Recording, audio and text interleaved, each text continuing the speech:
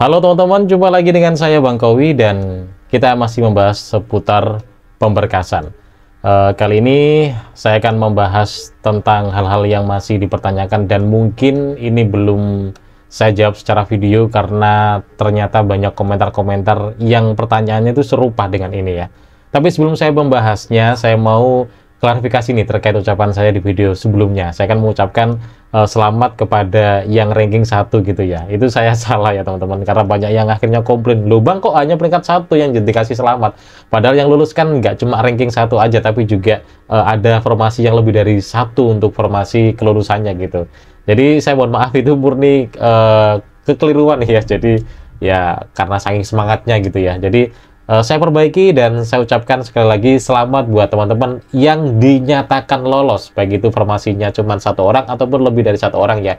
Pokoknya yang dinyatakan lulus atau lolos, saya ucapkan selamat buat kalian dan semoga prosesnya lancar sampai nanti mendapatkan NIP dan juga SK-nya. Oke, langsung aja kita akan bahas ya. Dari di sini saya akan membahas yang pertama itu tentang status penggagalan di pemberkasan, karena ada yang bertanya, mereka dapat informasi dari konten kreator lain gitu. Jadi banyak konten kreator yang mengatakan atau yang menyampaikan bahwa pemberkasan ini masih bisa menggagalkan peserta gitu. Wah, jadi mereka takut gitu dan akhirnya mereka minta saya untuk membahasnya.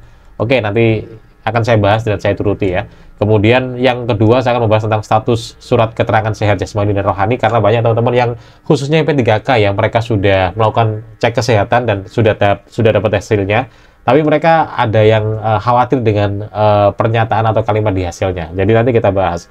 Kemudian ada juga nanti saya akan membahas tentang kualifikasi pendidikan, ini yang paling banyak ditanyakan teman-teman terkait kualifikasi pendidikan.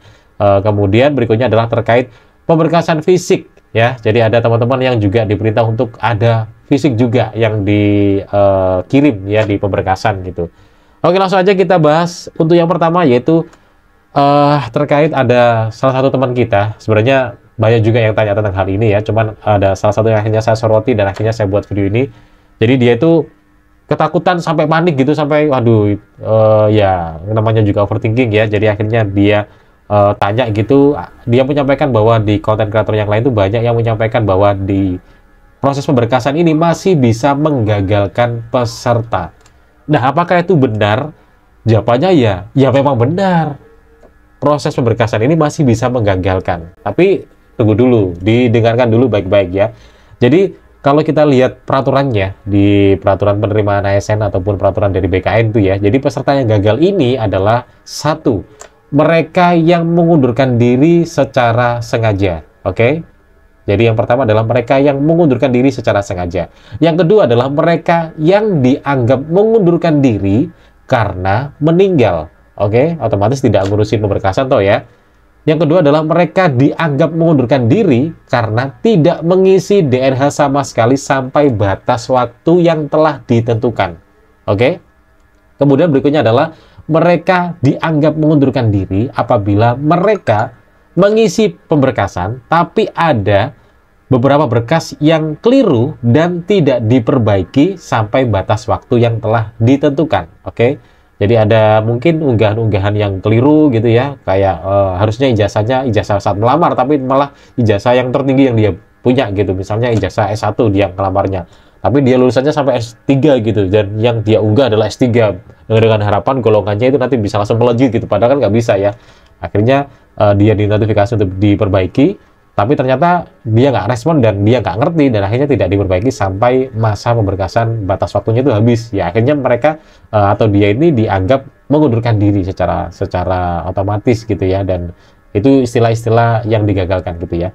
Kemudian berikutnya adalah mereka yang otomatis digagalkan atau yang gugur dalam pemberkasan adalah ketika surat keterangan sehatnya dinyatakan tidak sehat ya, tidak sehat, dan secara mental dinyatakan gangguan mental alias gila atau ODGJ. Oke? Jadi itu adalah hal-hal yang memang bisa menggugurkan kalau hal itu terjadi di teman-teman. Tapi sekarang kan nggak mungkin kan ya. Jadi kalau kita pikirkan nggak mungkin.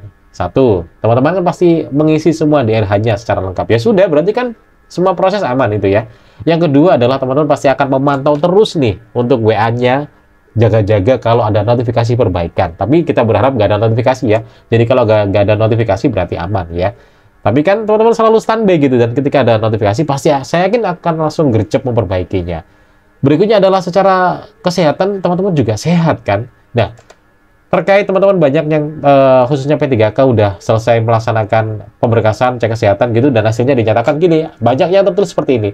Sehat, keterangannya gini, keterangannya adalah sehat dengan catatan memiliki bla bla bla bla bla bla. Jadi banyak yang ditulis sehat, tapi ada kalimat terusannya gitu. Kalau saya waktu itu kan yang saya tunjukin di video saya sebelumnya, keterangan saya kan hanya sehat aja. Nah, teman-teman ini beberapa ada yang komentar ngasih laporan, mereka tulisannya sehat, kemudian ada tulisannya sehat dengan catatan memiliki penyakit ini, memiliki bla bla bla gitu. Mereka panik gitu. Ya saya beritahu, pokoknya intinya adalah ada kata-kata sehat gitu loh.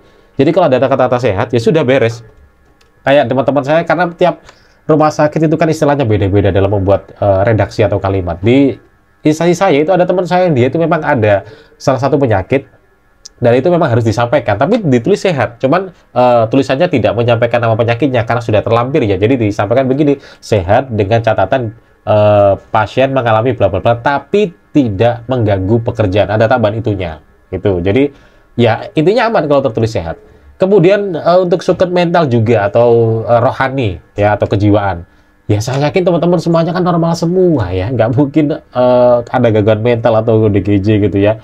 Karena buktinya ya teman-teman bisa seleksi sampai sejauh ini, bisa belajar sampai lulus gitu, bisa melakukan pemberkasan dengan lengkap gitu kan. Ya nggak mungkin kena gangguan mental lah ya. Yang paling mungkin terjadi adalah mungkin ada gejala-gejala lain ya. Misalnya nih teman-teman nanti ditulis bahwa teman-teman itu memiliki sebuah kecenderungan takut terhadap, katakanlah takut terhadap gelap, tidak suka keramaian, tidak mudah percaya orang, dan lain sebagainya. Nggak apa-apa, itu kan hanya kondisi mental aja gitu, dan itu tetap aman-aman aja. Seperti saya ini dulu juga ada tertulis itu, saya itu tertulis memiliki gejala, saya sampaikan aja, saya ini di situ ya, dari hasil saya menjawab psikotes, saya itu ditulis kurang percaya dengan orang gitu. Saya ditulis kurang percaya dengan orang, dan nggak masalah sekarang saya jadi pegawai gitu. Termasuk juga surat kesehatan juga banyak yang takut nanti paru-parunya ketahuan kalau kotor karena mereka perokok gitu ya. Informasi aja, saya dan teman-teman laki-laki banyak yang masih perokok dan ya sekarang jadi pegawai gitu. Jadi teman-teman aman dan santai-santai aja gitu ya. Jadi pokoknya teman-teman bisa berjalan, bisa berlari, bisa bernapas, apapun gejala yang terjadi. Mungkin bagi yang perokok di sini ketahuan paru-parunya kotor gitu ya, atau mungkin ada yang lain-lain, teman-teman ya nggak usah panik, pokoknya hasil surat akhir tertulis sehat, ya sudah beres. Oke? Kemudian berikutnya adalah terkait status suket, tadi juga sudah ya. Kemudian, nah ini kualifikasi pendidikan, banyak yang tanya ya. Jadi teman-teman, saya selalu menyampaikan ke teman-teman yang bertanya gitu ya, Bang, kualifikasi pendidikanku begini, padahal yang dibutuhkan begini, dan lain sebagainya. Teman-teman silakan dicek aja di formasinya waktu itu, kan pasti ada beberapa nama-nama kualifikasi dalam satu formasi itu kan ya, yang dianggap serumpun atau yang dibutuhkan. Jadi teman-teman nggak usah bingung masalah itu ya. Dan kenapa saya selalu mengatakan kalau di administrasi seleksi aman, maka di pemberkasan aman ya, karena nggak mungkin dong pihak BKN di seleksi awal administrasi mereka melakukan kesalahan dalam pengecekan. Jadi pasti aman gitu. Terkait nanti misalnya yang terjadi ya teman-teman, kan ada yang misalnya nih, contohnya saya kan jurusan Bahasa Pendidikan Bahasa dan Sastra Indonesia, tapi di pengumuman BKN saya ditulis formasi pendidikan bahasa Indonesia, nggak ada sastranya. Ya sudah, saya nggak perlu bingung. Yang saya tulis di BKM-nya ya saya di RH saya tulis ya sesuai dengan jurusan saya yang tertera di ijazah. Karena kan di ijazah juga tertampil gitu loh. Jadi ya nggak masalah. Karena itu memang dianggap serumpun. Ada juga yang teman-teman di situ itu tidak tertulis di dalam kualifikasinya, tapi tetap diterima. Misalnya nih ada yang dia itu fakultas bahasa Indonesia, ada yang fakultas sastra Indonesia, itu fakultas murni, bukan keguruan. Tapi ternyata bisa dianggap gitu loh. Jadi intinya teman-teman kembali lagi, kalau memang itu serumpun, masih ada kesamaan diksi ya, kesamaan pilihan kata, ya otomatis itu masih dianggap serumpun. Jadi jangan mengacu pada patokan cari di Google apakah ini serumpun, apakah ini termasuk satu jurusan. Aduh, ini nanti bakal kepikiran itu ya.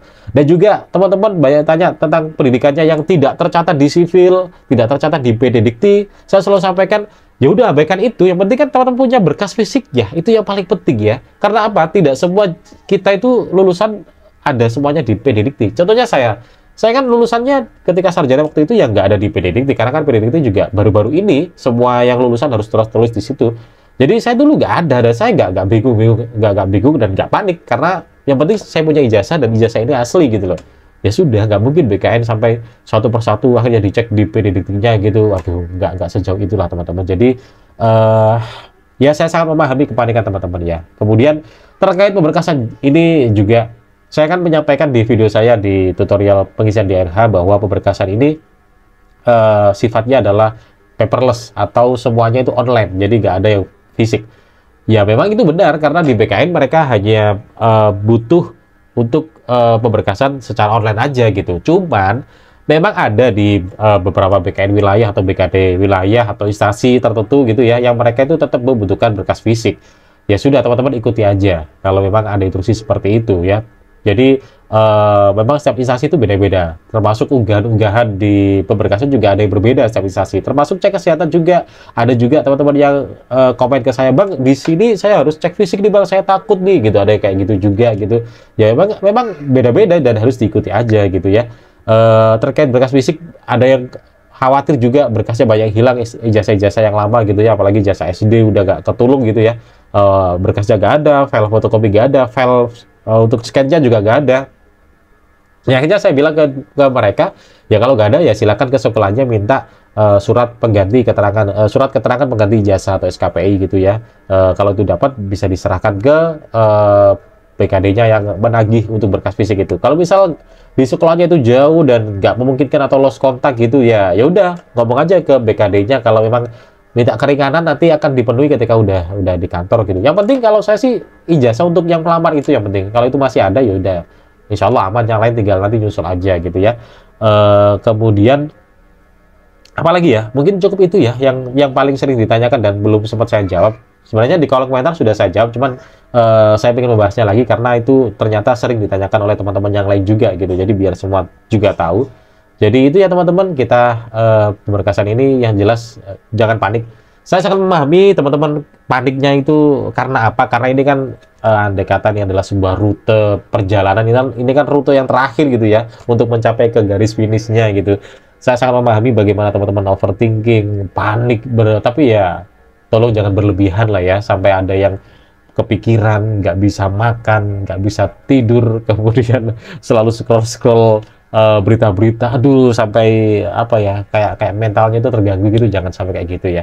Panik boleh, berlebihan jangan. Oke, itu aja sih. Jadi saya di sini anggap aja sebagai abang-abangan seniornya teman-teman yang sudah berada di dunia ASN, yang kita ngobrolnya santai aja, sharingnya santai aja. Saya nggak ada nakut-nakuti di sini karena memang tidak semenakutkan itu gitu loh. Dan semuanya simpel-simpel aja, dan buktinya dari tahun ke tahun saya kan selalu bikin konten ini ya di YouTube saya. Kalau teman-teman lihat di konten saya ini kan juga ada pemberkasan pernah saya bahas, dan kalau lihat di tahunnya kan sudah tahun yang lalu gitu, dan banyak yang sudah beres dan banyak yang membuktikan memang ya sesantai itu. Artinya dalam artian santai itu adalah tidak yang nakutin terus ekstrim, yang dikit-dikit salah gagal, dikit-dikit salah gagal gitu, enggak ya. Oke teman-teman, mudah-mudahan ini bisa membantu menenangkan teman-teman lagi ya. Jadi kita anggap aja ini adalah obrolannya antara calon pegawai dengan pegawai lama gitu ya, obrolan santai antara abang-abangan dan juga adik-adiknya yang mau masuk di dunia kerja gitu. Adik-adik. Ya intinya gitu teman-teman. Jadi terima kasih yang udah mendukung channel saya. Silakan kalau ada pertanyaan atau yang perlu dibahas di komen aja di kolom komentar. Saya harap untuk follower saya udah lama-lama ini yang udah jadi PNS dan juga udah jadi P3K ini, silakan dong boleh bantu jawab untuk pertanyaan teman-teman yang masih dalam proses pemberkasan ini, agar mereka juga bisa santai gitu ya kalau dapat jawaban langsung dari pegawai yang sudah punya pengalaman di pemberkasan. Oke, thank you. Kita jumpa lagi di video berikutnya dan sampai jumpa.